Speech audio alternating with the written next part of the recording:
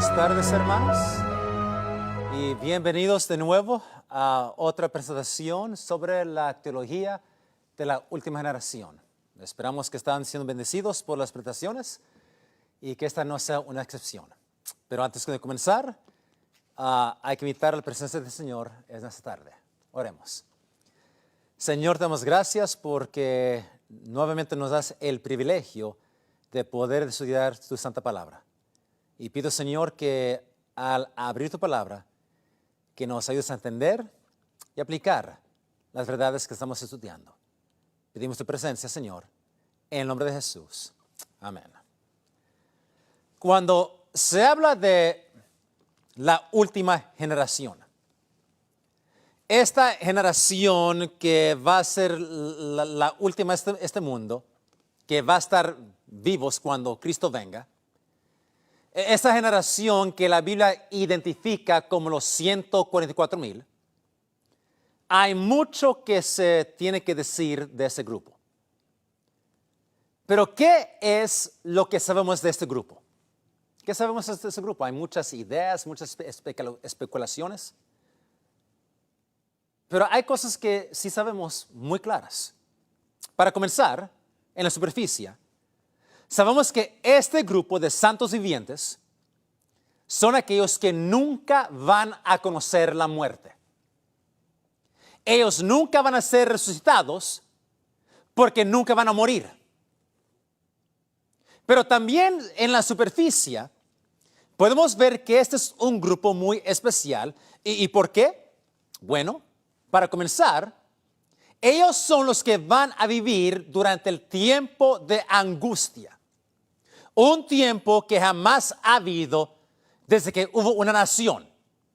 Ese tiempo de angustia que se menciona en Daniel 12:1, ese grupo, esa generación va a vivir en ese tiempo. Ellos van a tener una experiencia que ningún otro grupo ha tenido desde los días de Adán. Pero no solamente eso. Si vamos a Apocalipsis 14, donde se menciona los 144,000, en el versículo 4 leemos lo siguiente.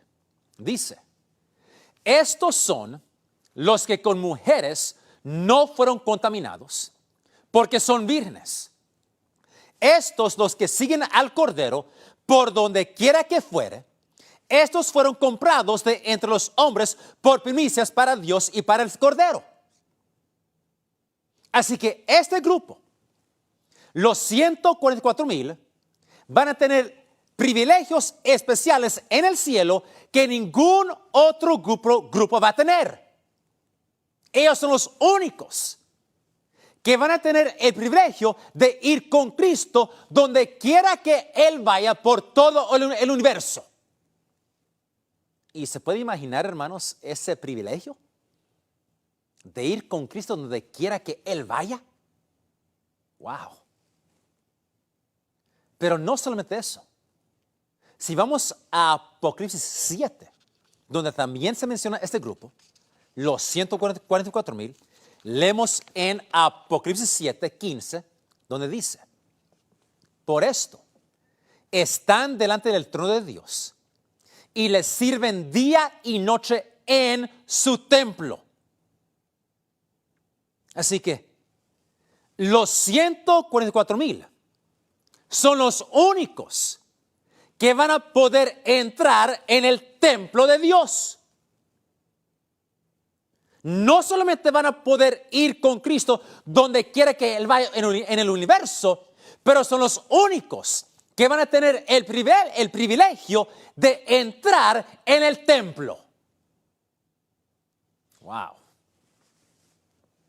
La hermana White, siempre en armonía con la Biblia, cuando describe su primera visión, ella dice, en Primeros Escritos, página 18, dice, describiendo lo que ella miró, toda clase de árboles hermoseaban los alrededores del templo. El boj, el pino, el abeto, el olivo, el mirto, el granado y la higuera doblegada bajo el peso de sus maduros higos, todos embellecían aquel paraje.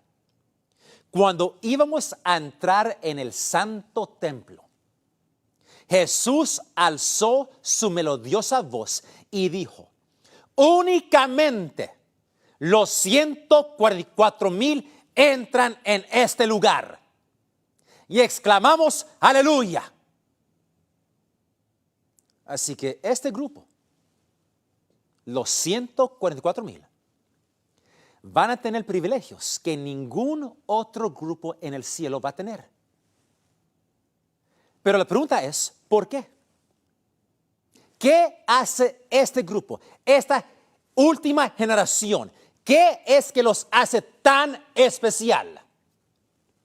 Bueno, vamos a entrar en eso, pero la Biblia también es clarísima de que hay algo más que hace este grupo tan especial. Si regresemos a Apocalipsis 14, versículo 1, encontramos lo siguiente. Dice: y miré, y he aquí, el Cordero estaba sobre el monte de Sión, y con él 144,000 que tenían el nombre de su Padre escrito en sus frentes. Ahora, nosotros entendemos que en la Biblia nombres representan carácter. Así que este grupo, sí, van a tener el carácter de Cristo en sus vidas, pero también van a tener el carácter del Padre. ¡Wow! Y sabemos que Jesús dijo: si me han visto a mí, han visto al Padre. Pero hay más. Noten versículo 5 de Apocalipsis 14. Dice: y en sus bocas no ha sido hallado engaño, porque ellos son sin mácula delante del trono de Dios. Ahora, lo interesante es, hermanos, que el apóstol Pedro, cuando está resumiendo la vida y carácter de Cristo, él usa las mismas palabras de Juan en describiendo los 144,000.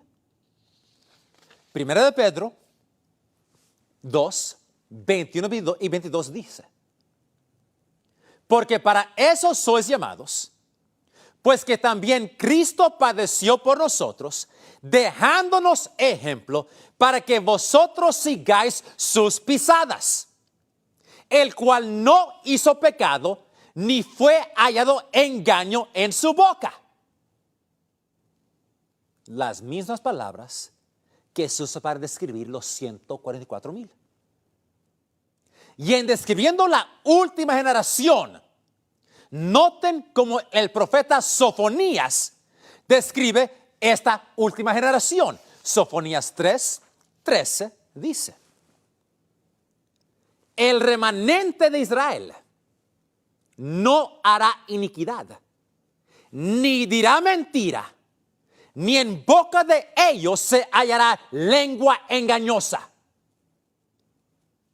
Porque ellos serán apacentados y dormirán, y no habrá quien los espante.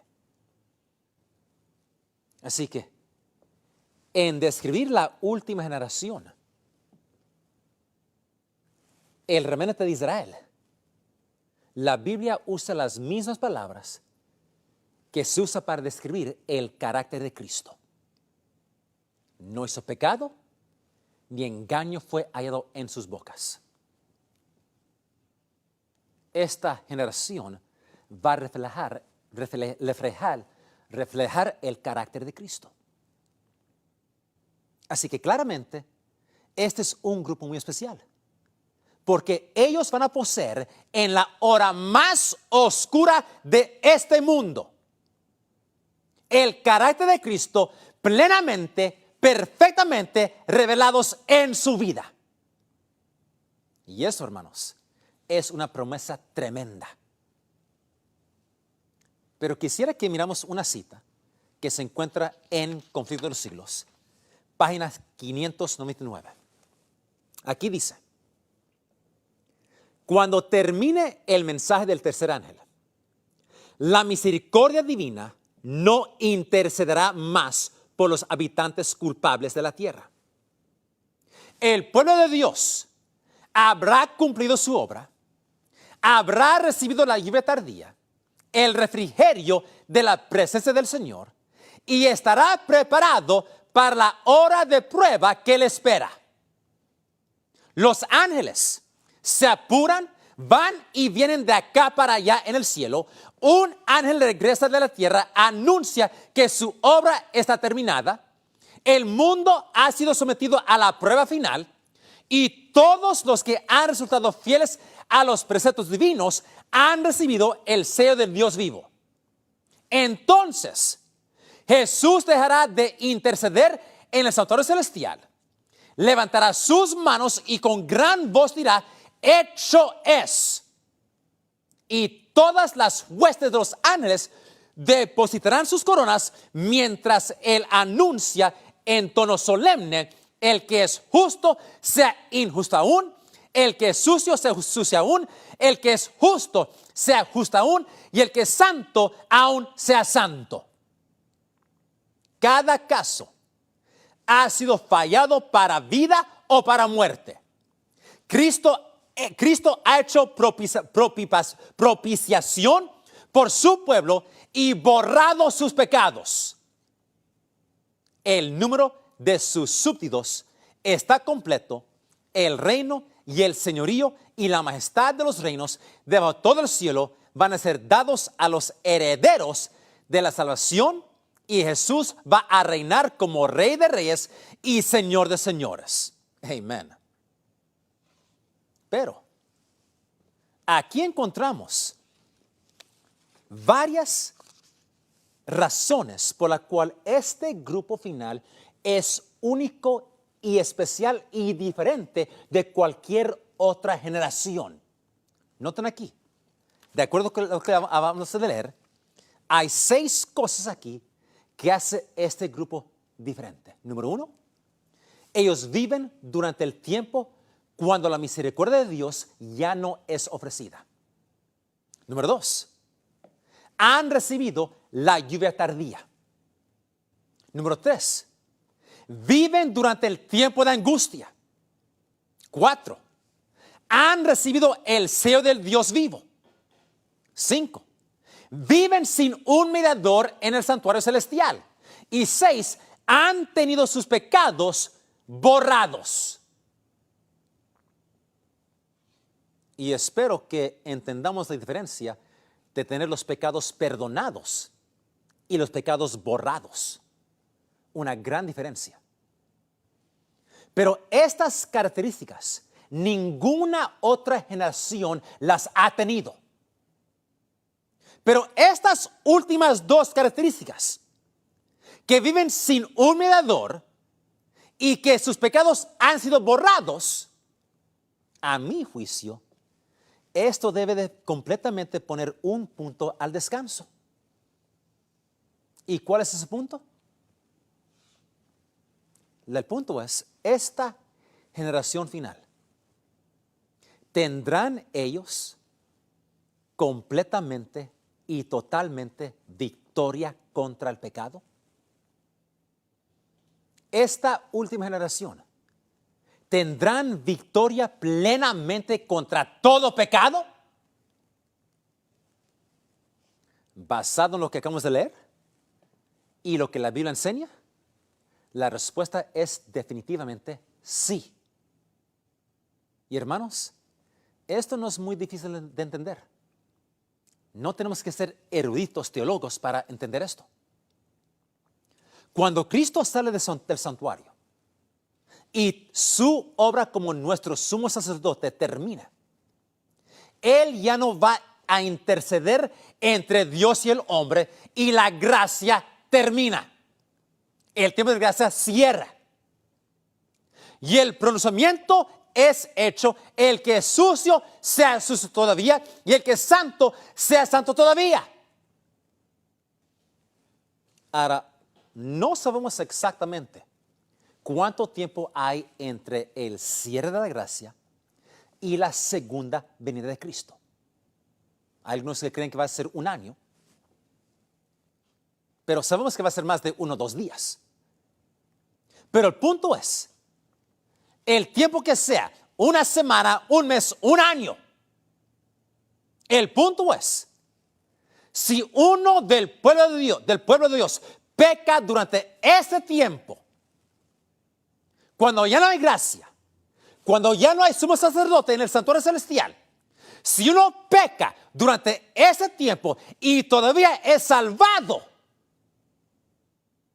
entonces eso quiere decir que van a haber gente que van a ir al cielo con pecados no confesados y no perdonados. Porque cuando Cristo termina su obra en el santuario celestial, el perdón ya no es posible, la salvación ya no es posible. Pero si nosotros creemos que no podemos vencer el pecado y todavía vamos a ser salvos y que vamos a seguir pecando hasta que el día que Cristo venga, como muchos enseñan, y ser salvos, entonces eso quiere decir que muchos se van a salvar con pecados no confesados y pecados no perdonados. Y hermanos, eso destruye todo lo que Cristo hizo por nosotros en el Calvario. Para creer eso, o decir lo que se llama la teología de la última generación, que es el verdadero adventismo, eso es cambiar el corazón de la iglesia adventista. No estamos aquí hablando de asuntos teológicos menores. Porque si uno puede ir al cielo con pecados no perdonados, entonces ¿por qué todos no podemos ir al cielo con pecados no perdonados? Pero no tengo otra cita aquí, mientras nos profundizamos más en esto. Porque este grupo final no solamente no van a pecar, pero tampoco van a cometer pecados de ignorancia.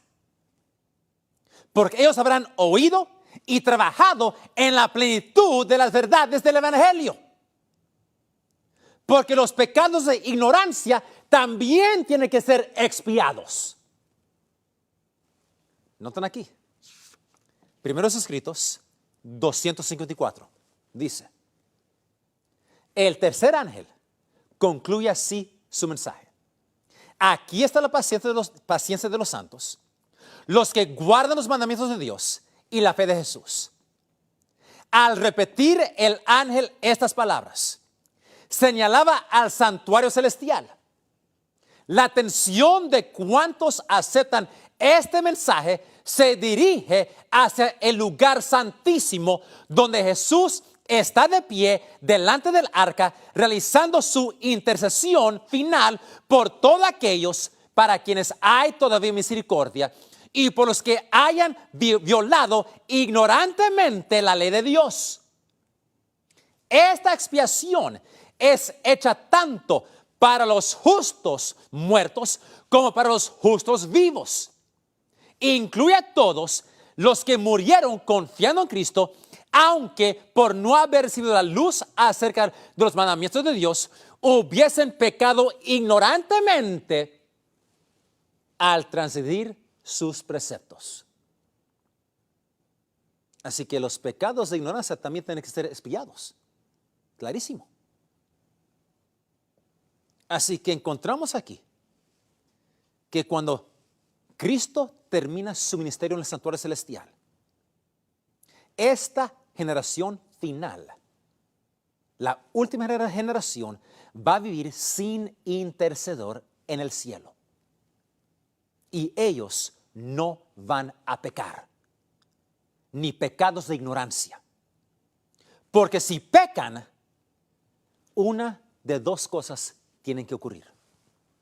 Número uno, tienen que ser perdidos eternamente, aun cuando han recibido el sello de Dios, o van a ser salvados con pecados no confesados y pecados no perdonados. Y ninguna de esas dos opciones es buena.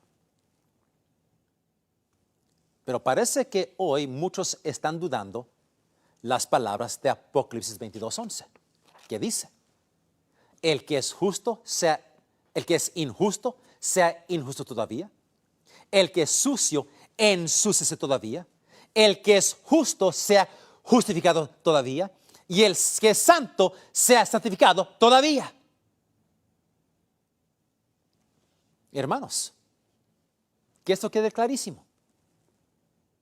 Uno no puede pecar y ser santo al mismo tiempo. Eso no funciona.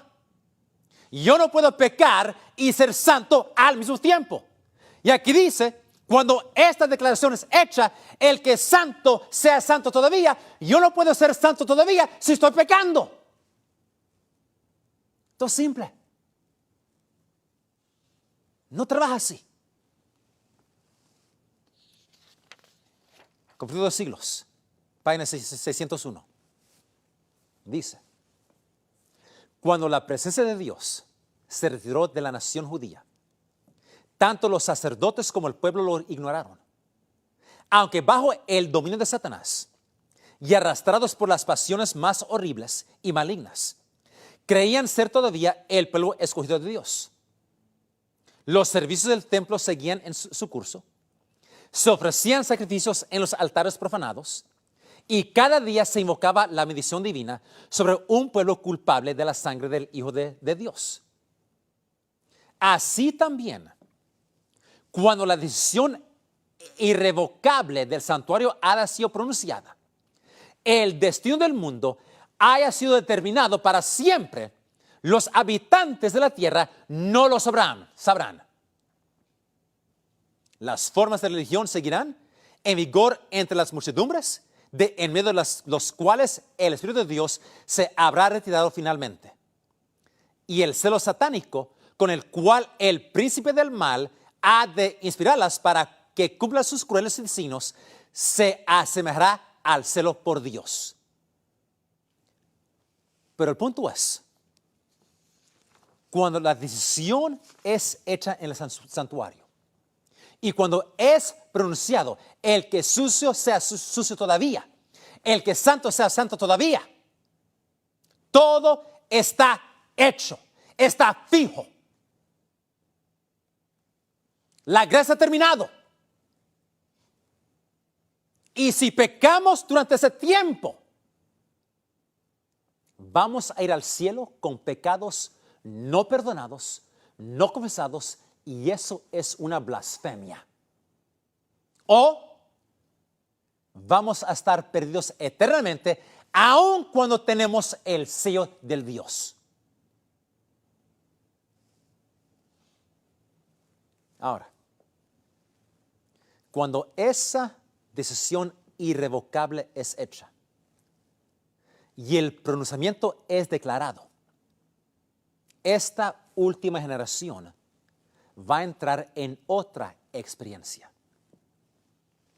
Ellos van a entrar en la prueba más difícil, más dura que cualquier otra generación ha tenido que pasar desde Adán. Ellos van a entrar en lo que la Biblia llama el tiempo de angustia. Y pavorosos son los desafíos y la prueba que esa última generación va a tener que sobrevivir. Dice, Conflicto de Siglos 604.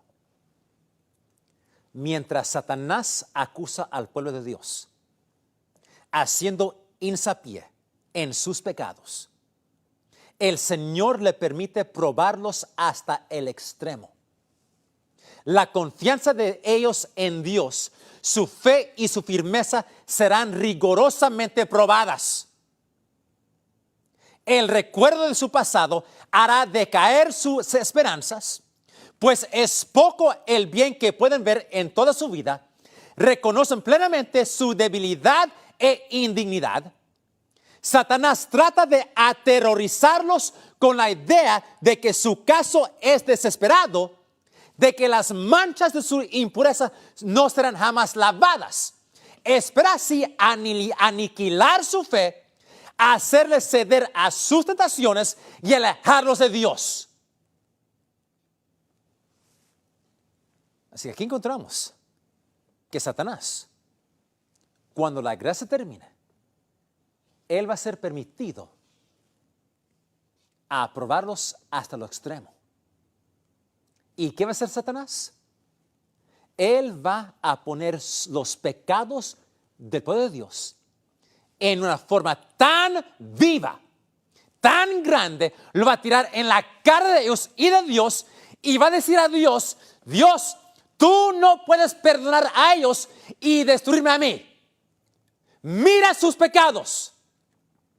Mira lo que han hecho. No es justo de que yo sea echado y ellos tomen mi lugar. Y Satanás viene contra ellos, tentándolos con los pensamientos de que sus casos son sin esperanza. Y noten, Satanás no los tienta a cometer pecado.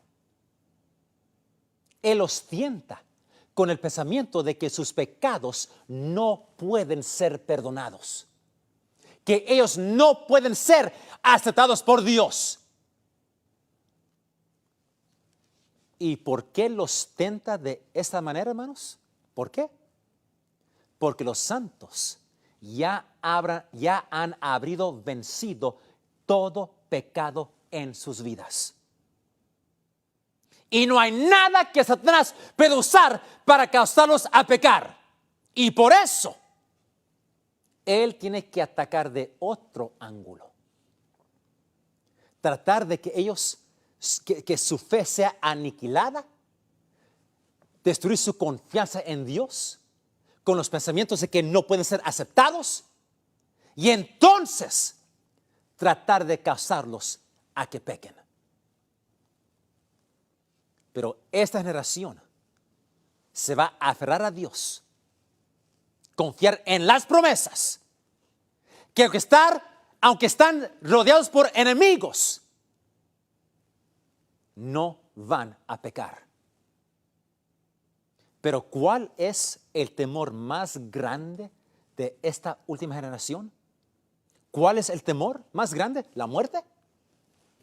Sigo leyendo. Página 604. Aun cuando los hijos de Dios se ven rodeados de enemigos que tratan de destruirlos, la angustia que sufren no procede del temor de ser perseguidos a causa de la verdad.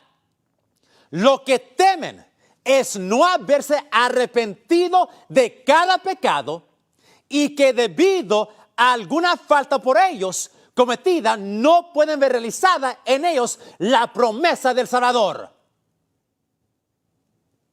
¿Cuál es su temor más grande? El temor que ellos tienen no es la muerte, es: Señor, hay algo en mí que todavía te ofende. Hay algo en mí que va a deshonrar a tu santo nombre. Eso es lo que les preocupa. Señor, por favor, no dejes que yo te deshonre. No permitas que yo te dé un mal nombre. Pero esta generación no va a deshonrar a Dios. ¿Por qué? Porque como los 3 hebreos van a estar tan entregados a la verdad, tan enamorados de Dios, que ellos van a preferir la muerte en vez de pecar contra Dios. Y como Jesús en la cruz, Él no pudo ver a su Padre, no pudo escuchar a su Padre, no pudo sentir a su Padre. Este grupo, los 144,000, también van a sentirse completamente abandonados por Dios. Y como Jesús, que lo único que Jesús pudo hacer es mirar a la experiencia que Él tuvo con su Padre. Y basado en esa relación que Él tuvo, Cristo en la cruz pudo decir, Padre, aunque no te veo, aunque no te escucho, aunque no te siento, basado en mi experiencia contigo, yo sé que te puedo confiar. Y los 144,000 van a mirar a su arrepentimiento del pasado. Y aunque están en la hora más oscura de este mundo, y cuando toda la tierra y el infierno está contra ellos, ellos no van a pecar.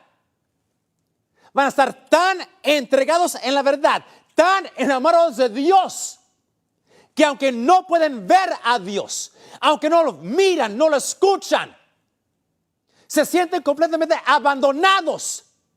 Pero basado en su experiencia con Dios, también como Cristo, dicen, Señor, no te veo, no te escucho, no te siento. Pero basado en mi experiencia contigo, Señor, yo sé que te puedo confiar. Y por eso no voy a deshonrar a tu nombre.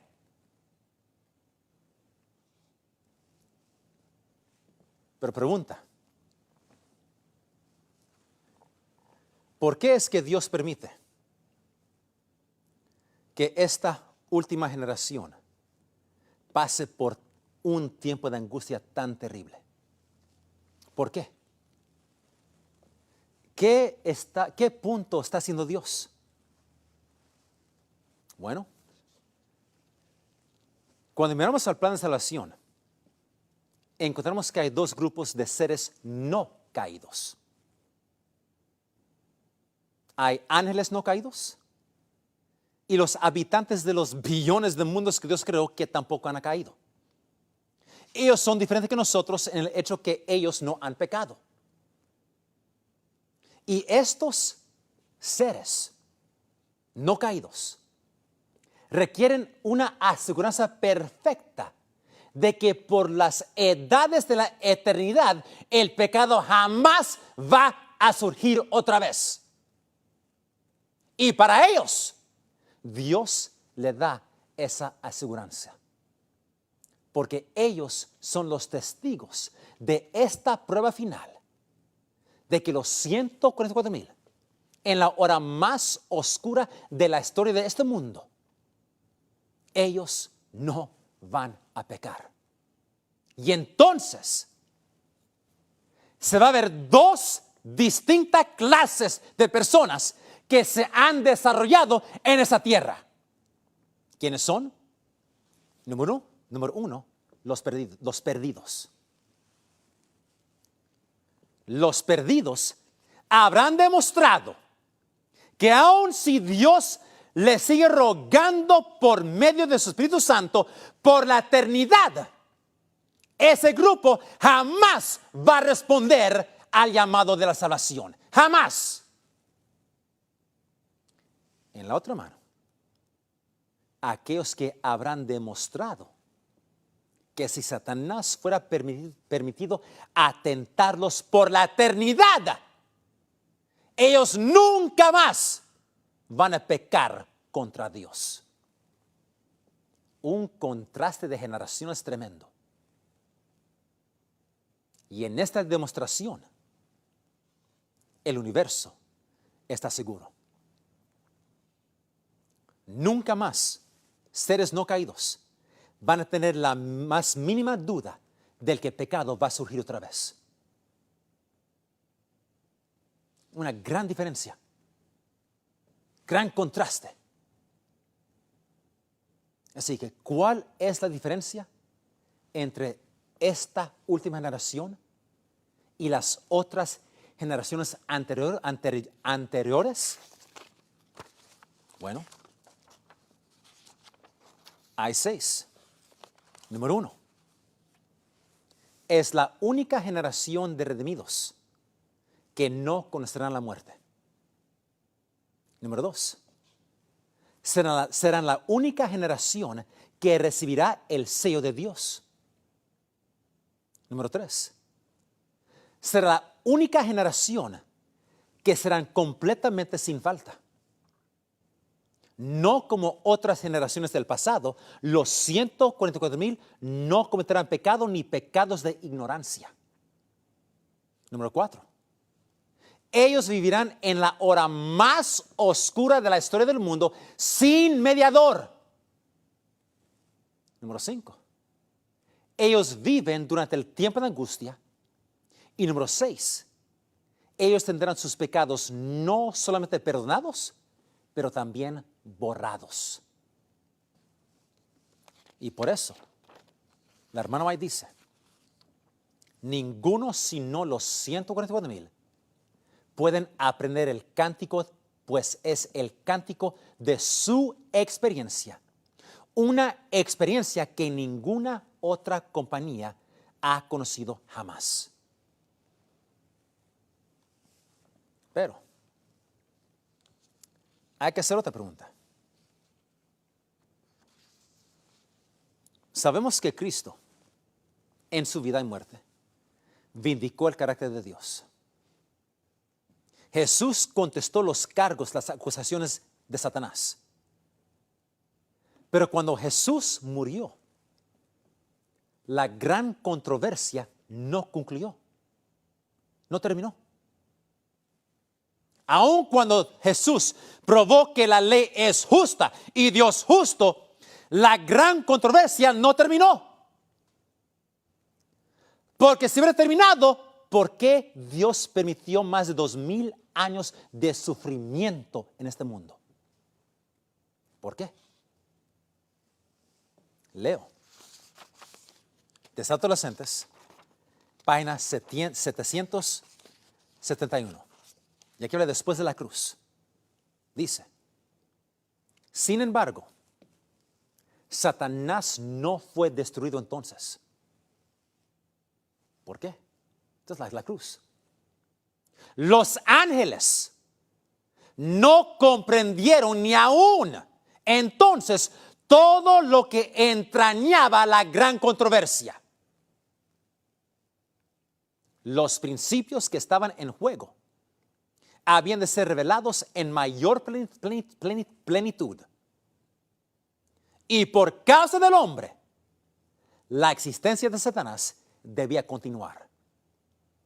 Tanto el hombre como los ángeles deben ver el contraste entre el príncipe de la luz y el príncipe de las tinieblas. El hombre debía elegir a quién quería servir. Así que en la cruz, aún en la cruz, los ángeles no comprendían todo lo que entrañaba la gran controversia.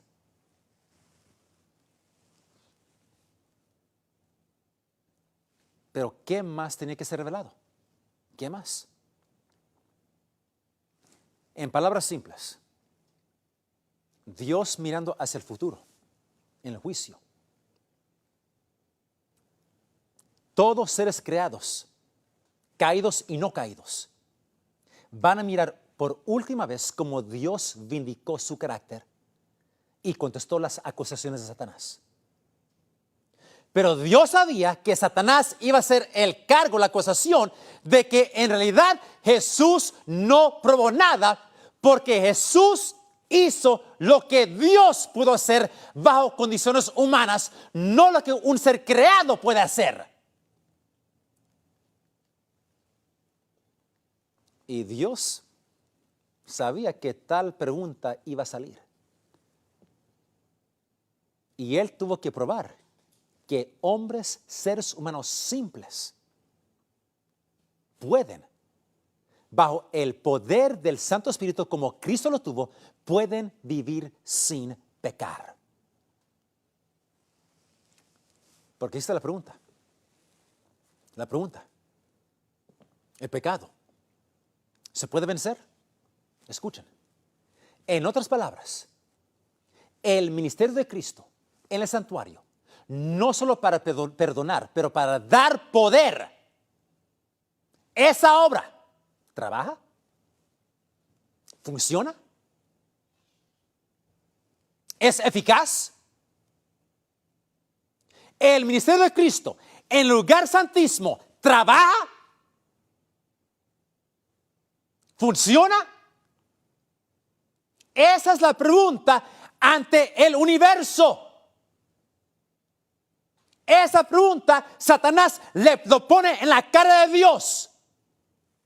Mira al mundo, los pecadores. Cristo, tu ministerio en el santuario, ¿funciona? Mira al mundo. El evangelio, ¿hay poder? ¿A dónde está?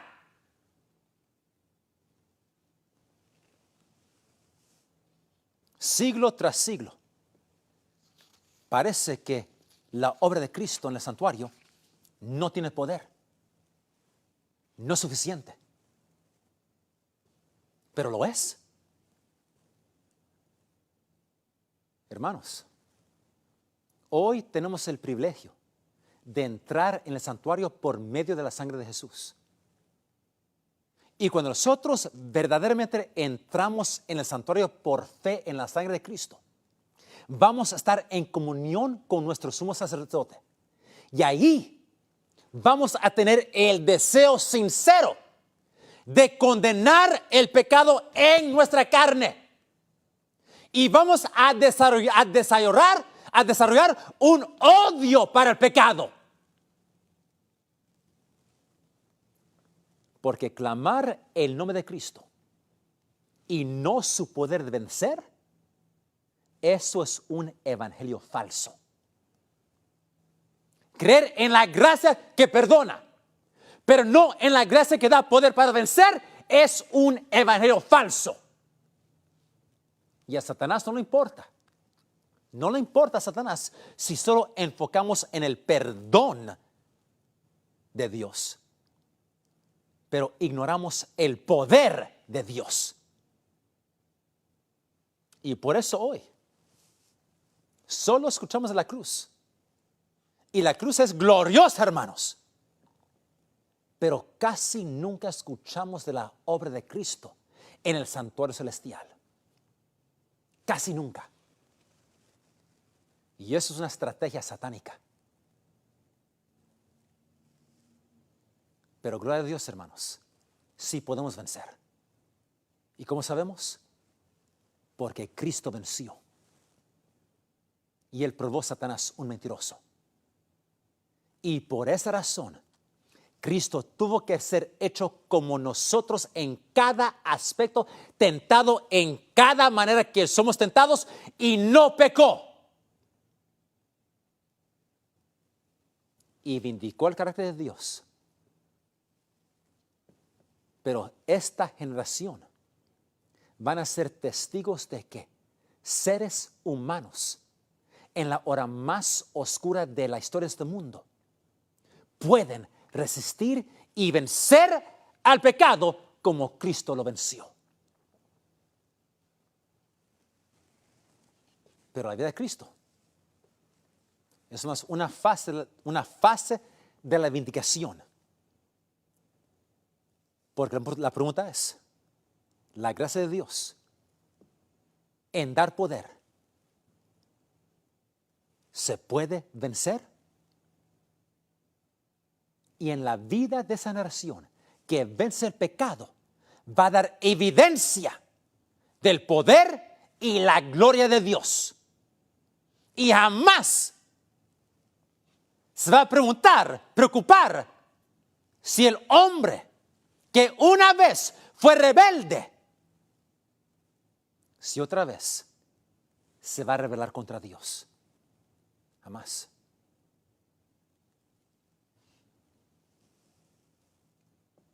Por eso la mano ahí dice, Signs of the Time, noviembre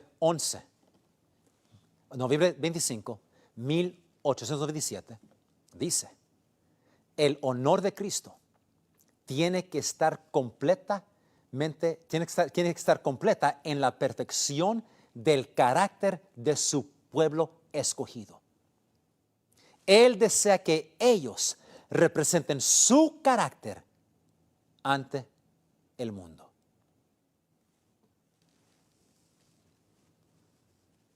Así que, hermanos, gloria a Dios. El ministerio de Cristo sí funciona, sí sirve. Y este grupo final, será una generación especial. Ellos van a completamente, pues, resolver la gran controversia. Ellos van a vindicar no solamente su carácter, pero también el carácter, el gobierno y la ley y la justicia de Dios. Y por eso, este grupo tendrán privilegios que ningún otro grupo tendrá. Ellos van a cantar el cántico de Moisés. ¿Por qué? A mí me encanta la música. Negro spirituals. Negro spirituals son música, por ejemplo, que los esclavos aquí en este país cantaban. Eran canciones que indicaban cómo escaparse, canciones de su experiencia como esclavos. Cuando se canta como se debe cantar, es música linda, tremenda, poderosa. Yo he cantado en coros. He cantado Negro spirituals. Me encantan. Pero yo no puedo cantar un Negro spiritual como los esclavos. ¿Por qué? Porque yo no sé lo que es ser esclavo. Yo nunca he sido esclavo. A mí, mi libertad nunca la he perdido. Puedo escucharlos. Puedo a lo mejor estar con ellos, pero yo no puedo cantarlo como ellos, porque ellos tienen una experiencia que yo nunca he tenido. Y por eso, los 144,000, por su experiencia, pueden cantar ese cántico de Moisés, cántico del Cordero, porque es un cántico de su experiencia, una experiencia que ninguna otra generación habrá tenido. El desafío es, hermanos, ¿vamos a ser nosotros esa generación que va a terminar la obra? ¿Vamos a ser nosotros esa generación que va realmente resolver esta cosa de la gran controversia? Ese es el desafío. El punto de esto, hermanos,